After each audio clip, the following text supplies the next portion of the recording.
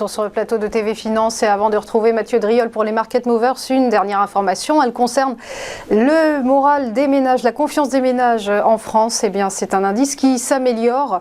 Il est situé actuellement à 87, soit une augmentation de plus 3 points. C'est un indice qui demeure malgré tout faible, bien en deçà de sa moyenne de longue période, à savoir 100.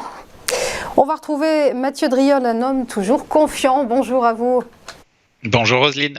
Vous êtes analyste senior chez Day by Day. On va évoquer trois plus précisément valeurs pour les market movers et on va commencer par BNP Paribas. Après un bel été, le premier groupe bancaire français vit-il toujours une tendance haussière pour ses cours de bourse ? Eh bien, ça commence à être un peu plus compliqué. Alors, on a assisté effectivement depuis la mi-septembre à une phase de correction un petit peu prononcée qui a renvoyé les cours sur le support majeur à 53,70, niveau déjà testé précédemment au cours du mois de juin. Alors, le rebond entamé, effectué depuis ce niveau est malgré tout assez poussif.